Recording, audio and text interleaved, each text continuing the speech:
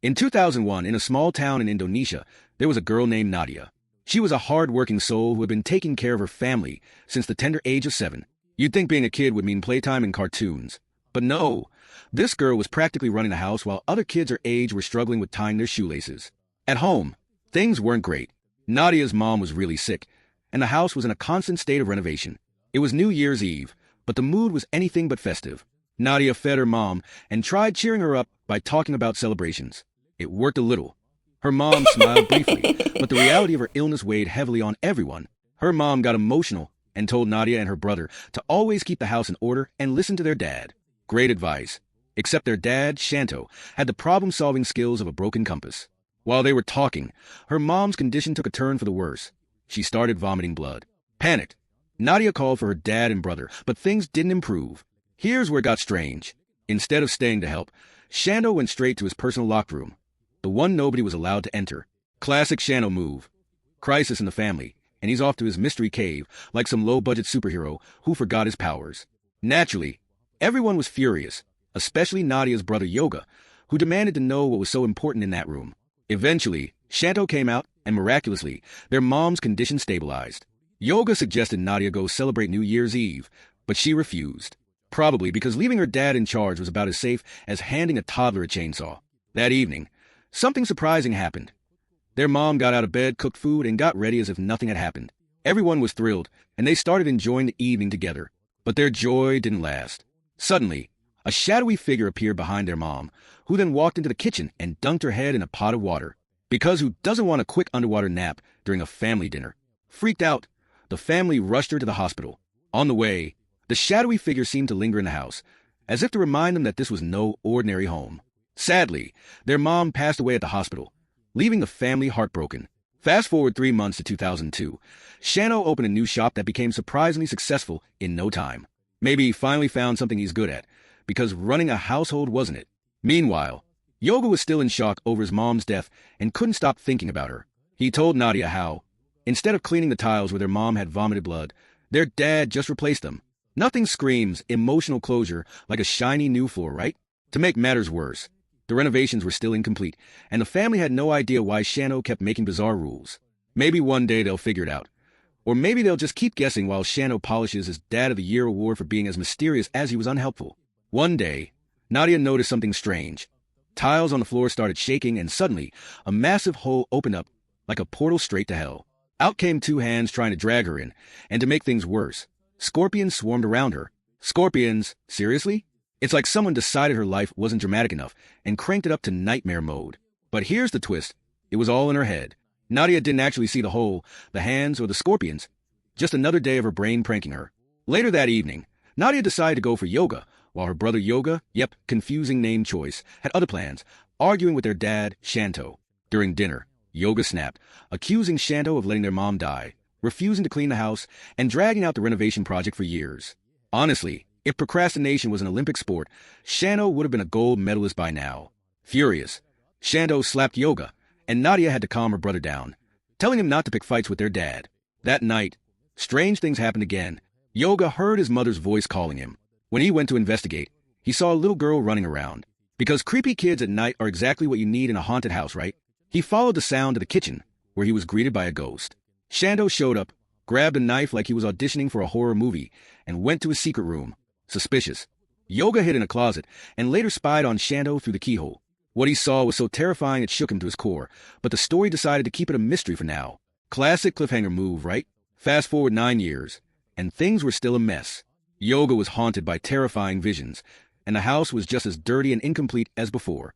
Apparently, renovation in this family means moving dirt around for nearly a decade. Yoga had mysterious wounds on his hands that looked like his mother's, and Nadia attended to them, urging him to go to therapy. But Yoga refused, claiming he wasn't crazy and that he knew the truth about their dad. That night, Shanto did his usual routine, checking if Nadia and Yoga were asleep before sneaking off to his secret room. This time, both siblings followed him. Peeking through the keyhole, they finally uncovered the horrifying truth. Shanto was performing rituals. He would sacrifice goats, drink their blood, and worship some dark god, who knew their dad was moonlighting as a low-budget horror villain. When Shanto went to sacrifice another goat, Nadia and Yoga confronted him. Yoga exploded, accusing Shanto of being the reason their mom died. Shanto, for once, didn't dodge the question. He revealed that when he got married, he was a poor shopkeeper with no food, no house, and no prospects. Then he became a caretaker for the house and struck a deal with a dark god. The god gave him wealth, a home, and success, but in return, he had to sacrifice his first child. Great parenting goals, Shanto. Trade your kid's life for a nicer couch. The revelation left Nadia and Yoga stunned. All these years of haunting, sacrifice, and secrets boiled down to a desperate deal made long ago. And now, their family's tragic fate made sense. But would they confront their dad further or break free from the curse? That's a tale for another time. Deem wasn't just satisfied with controlling Bali. He turned their home into his personal hangout spot. Imagine being so clingy that you force a family to renovate their house forever just because you like the vibe. The family had to keep up with daily goat sacrifices to please Deem, who acted like a demon landlord with unreasonable demands. In return, they got wealth and success, but at a cost. One day, Deem decided it was time to collect on the deal and take the firstborn child, Yoga. But their mom wasn't having it. She bargained with Deem, offering herself in place of Yoga. Surprisingly, Deem agreed, but the family was suspicious. Since when do demons negotiate? Did he have a soft spot, or did he just need better PR? After the deal, things spiraled out of control. Shanto, the father, tried to convince Deem to take him instead, but it was too late. Deem stuck to the deal, took their mom, and left the family shattered. Yoga, enraged, began destroying the demon symbols and the cursed space in the house. When he smashed the head of the idol, Shanto freaked out, begging the demon for forgiveness. Classic Shanto, always apologizing to the wrong things. Maybe try saying sorry to your kids for once? But the damage was done. Evil spirits descended on Yoga, and the truth became clear. Yoga was the original target of the deal. The scars on his hands and the ones on his mom were connected, revealing just how deep the curse ran. And remember that shiny new shop Shanto opened?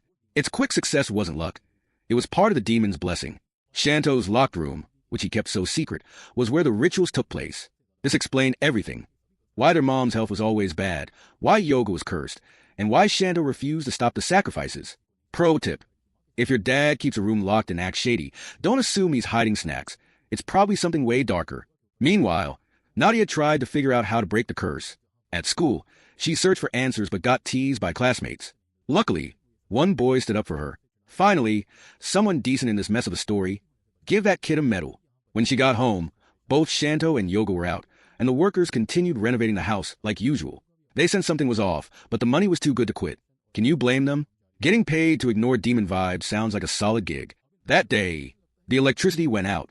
Nadia went to her neighbor's house to charge her phone. Here's where things got even weirder. The neighbors loved Shanto because he shared goat meat with them. What they didn't know was that this meat came from the same goat's sacrifice in the rituals. Nothing like a side of cursed goat stew to ruin your dinner party. Nadia's realization hit hard. Everything in their lives, the money, the rituals, even the renovations, was tied to the demon's demands. And as long as the family kept up the sacrifices, Deem wouldn't leave them alone. Yoga comes home and hears Nadia screaming for help. He panics and rushes to find her. But surprise, Nadia is actually chilling at the neighbor's house. Classic haunted house move. Evil spirits gaslighting people for free entertainment. The fake screams terrify Yoga until the real Nadia comes back and calms him down. Later, their father Shanto comes home and explains that their regular supplier of black gold, used in the ritual, didn't deliver today. So, naturally, he went to some random village to buy more. Because when you're dealing with demons, skipping a day is apparently not an option. Shanto insists they can't break the ritual because it's part of the deal, and breaking it would put the entire family in danger. Yeah, Dad, because nothing screams safety like daily demon sacrifices. Nadia reluctantly starts helping with the rituals because of her mother's last words, urging them to support their father. Even Yoga, who is strongly against the rituals, eventually gives in. Peer pressure? Nah, it's demon pressure this time. The three of them start treating these bizarre rituals like a part of their daily routine, like brushing teeth, but way darker. 6 months pass, and Yoga confides in Nadia. He tells her that the same evil spirits haunting her before are now targeting him. He's scared and admits he's not as strong as Nadia was. Way to inspire confidence, Yoga. You handled this better, but hey, I'm freaking out. He advises Nadia to close her eyes and cover her ears if she ever faces them again. Great advice, because ignoring demons always works.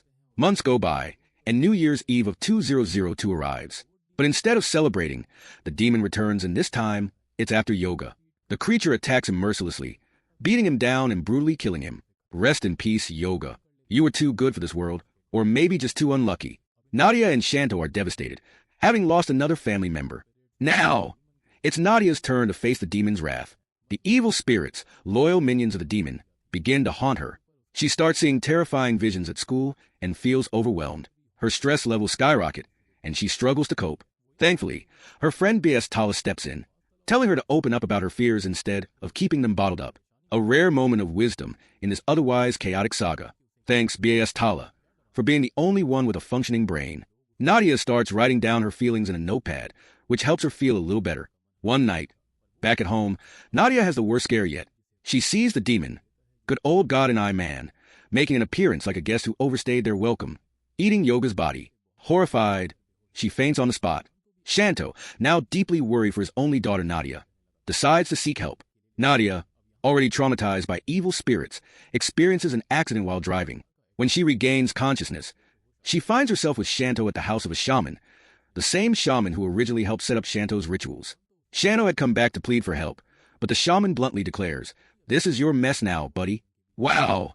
Thanks for the emotional support, Mr. Wise Sage. Nadia notices family photos on the wall, some stained and others clean. The shaman explains that the families with stained photos performed the ritual, but were eventually haunted and destroyed by the spirits. Nadia connects the dots. Wait, so we were doomed from the start? Thanks, Dad, for the generational curse. Couldn't just stick to normal problems like bad plumbing. The shaman reveals that Shanto's greed for more wealth led him to make a direct deal with the demon Deem, which started this whole nightmare. Deem, being the generous psychopath he is, decided to take Shanto's family members one by one. Oh, but you didn't know this would happen, Dad? Were the goat's sacrifices and haunted vibes not enough of a red flag? Nadia is furious at Shanto for betraying the trust of his wife, son, and herself. Shanto, now guilt-ridden, vows to fix everything. He sells all his possessions, donates most of his wealth, and starts searching for solutions. Meanwhile, Nadia keeps writing in her diary, pouring out her anger, sadness, and reluctant sympathy for her father. She acknowledges that while he destroyed their family, he's also living in constant regret. Congrats, Dad. You're officially the world's worst multitasker, ruining lives while feeling sorry about it. By December 2021, Shanto and Nadia visit another shaman. This one is surrounded by spirits and seems eerily aware of their situation. She delivers the harsh truth. Nadia's mother died in 2002, Yoga in 2012, and Nadia is fated to die in 2022. Destiny really out here scheduling family tragedies like clockwork. Shanto is completely broken, but Nadia comforts him, urging him to accept their fate. They return home, and Nadia meets her supportive friend B.S. Tala one last time, thanking her for being her anchor in the storm. Nadia knows the end is near and gives B.S. Tala her diary, telling her to share their story with the world. On New Year's Eve, as midnight approaches, Nadia and Shanto share an emotional moment. She sends him outside, knowing he wouldn't be able to witness what's about to happen. At exactly 12 a.m., Deem appears. Under his influence, Nadia gruesomely takes her own life by tearing her skin and slitting her throat. Outside, Shanto feels his heart shatter. Congrats, Deem. You're officially the worst party guest of all time. The next day, B.A.S. Tala visits Nadia's grave, revealing she had fallen in love with her. Too late, B.A.S. Tala. Timing really isn't your strong suit, huh? Meanwhile, Shanto, now completely broken, mourns his family's destruction. But then in a chilling twist, he sees visions of his wife, Yoga, and Nadia calling to him. Behind them stands Deem, ready to make them his new horseman. Boom. The story ends with a shattered father and a haunting revelation.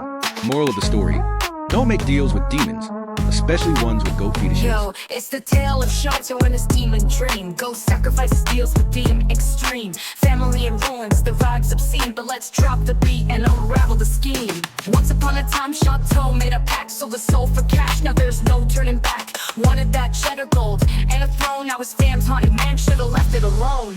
Deem said sacrifice a goat, we good. Shanto nodded like a fool from the neighborhood. Bro who trades their kids for a luxury. Your one bad decision short of the worst dad bid. Black goat heads, midnight cries. Deem's got the family where the spirit flies. Yoga's gone, Nadia's next in line. Shanto's legacy a haunted shrine. Black goat heads, midnight cries. Deem's got the family where the spirit flies. Yoga's gone, Nadia's next in line. Shanto's legacy a haunted shrine. Yoga fought the spirits, but Deem said nah. Slapped him down, took his life, no cha-cha. Nadia's scared, boss Tala's the friend. But wait, bro, you're in a horror film, this won't end. Shanto sells his wealth, donates his loot, praying to fix the mess but can't reboot. 2022's here, fate's clock is tight. Deem's on the hunt and he's creeping tonight. Midnight strikes, Nadia's gotta pay. Dean shows up, it's her final day. Tears her skin, slits her throat with rage. Yo, Dean, you need therapy, not a new stage. Shanto's poking guilt on his chest. Regrets stacking higher than his goat-filled mess. Boss tolerates the diary, learns the pain. Should've loved her sooner, now it's all in vain.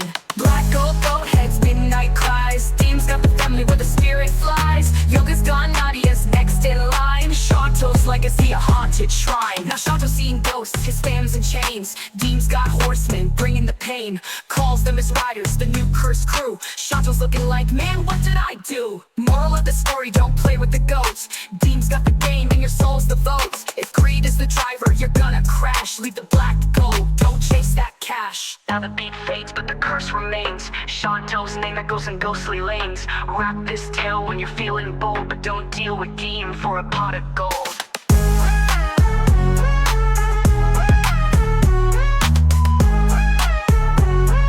Shanto's legacy, a haunted shrine.